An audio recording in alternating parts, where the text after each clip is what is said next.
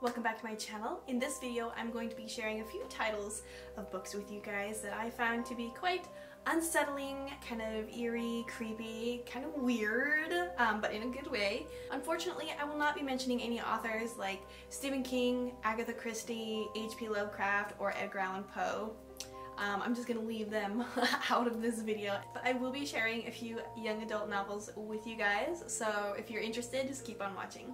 I do have a list on me because not all of the books that I want to mention to you guys today are in my possession, so a lot of them I will be digitally displaying somewhere over here. I wanted to start with Peeps by Scott Westerfield. This book is amazing. If you want a book that gives you the creeps, this one will do it for you because it's a different take on vampires. Our main character is actually a vampire hunter, but the vampires are created because of a parasite. So woven within the pages of this adventure are different types of parasites, what they do to you and what it's like the different types of parasites, and it's really creepy. But I kid you not, when I got my hands on this book, I read a chapter or two. I finished it in one night. I did. I couldn't put it down.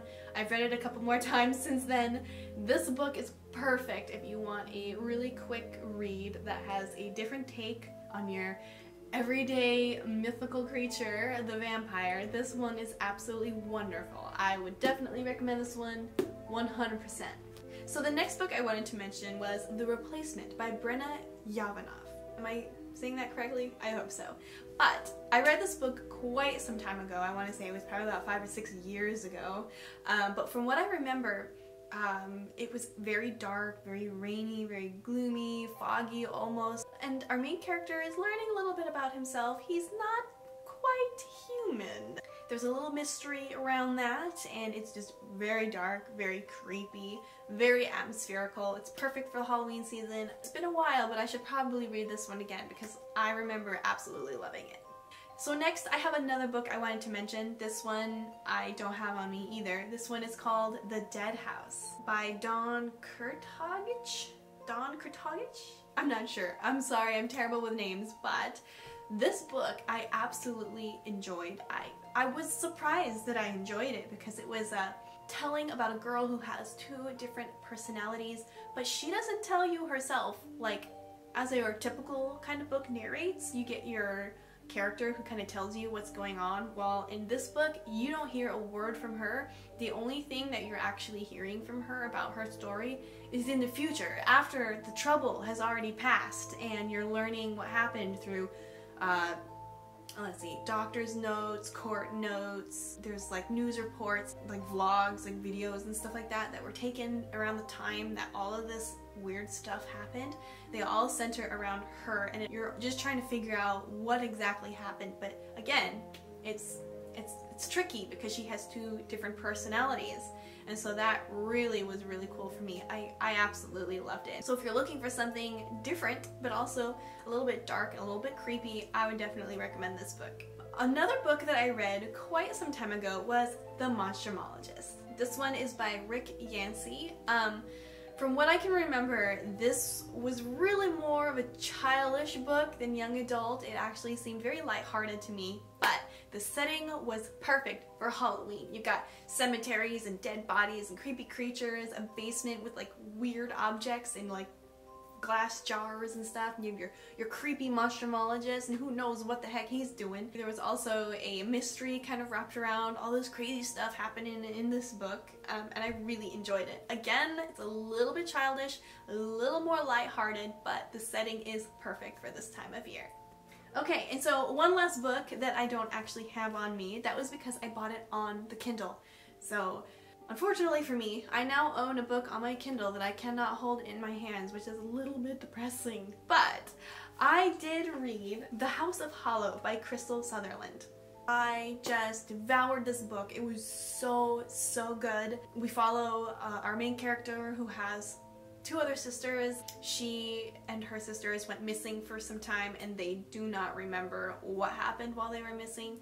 And there's just a lot of mystery behind who they are, who they actually might be. It's a really creepy, very very eerie. It's absolutely wonderful. It made me feel like I was reading a book about fae or like the fairy world, but it's not. It's different. It's something totally different. It's more Norse mythology kind of feeling. So if you're looking for something a little more on the mythology kind of weird, like curse kind of stuff, this is for you. This was really, really, really good. So I have 2 more books to share with you guys. I still have some mixed feelings about these 2 in particular books, and you're about to learn why. So the first book I'm sharing with you guys is My Best Friend's Exorcism by Grady Hendrix. So this book I wanted to read so bad because it was an exorcism in the 80s. I really wanted to love it, and it had some moments where I was like, ugh, like it was really creepy, it was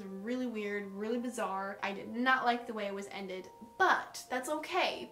It wasn't so bad that I couldn't recommend it. I just will say it is very different.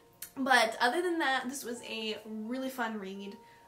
I really enjoyed the character's adventure in this whole ordeal that happens.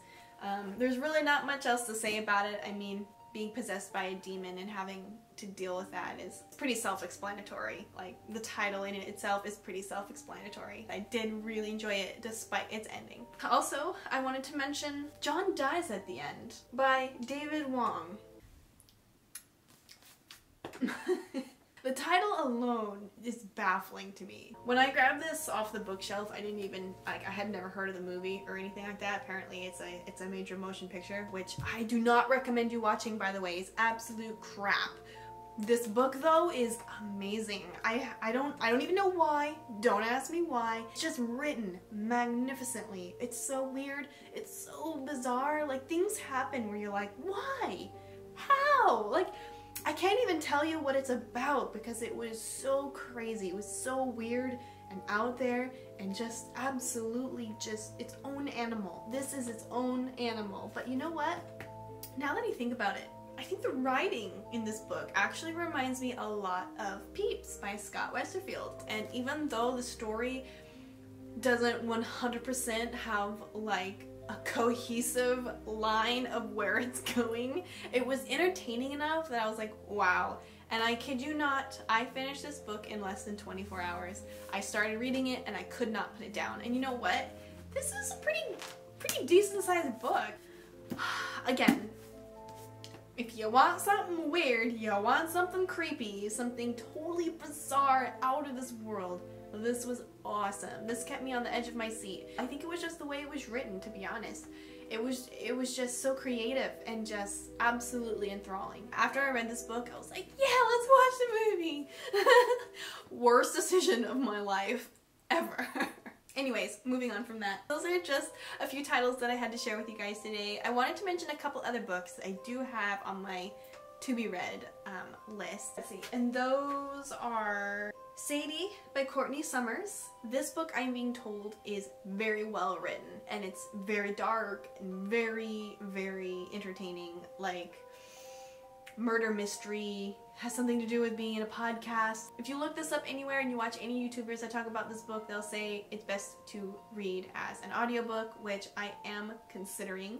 But that is definitely on my to-be-read list, as well as The Troop by Nick Cutter.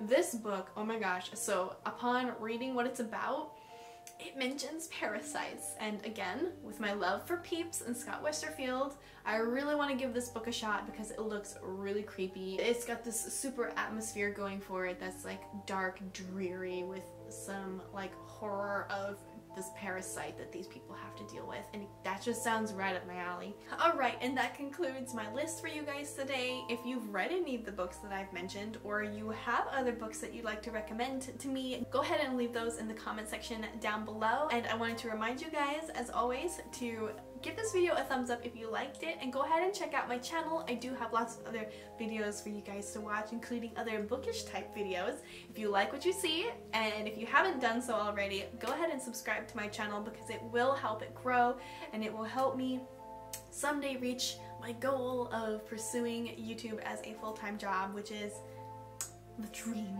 at the moment. But thank you guys so much for watching, and a special thank you to everyone who has supported me thus far. Stay tuned, and I will see you again in my next video. Bye bye!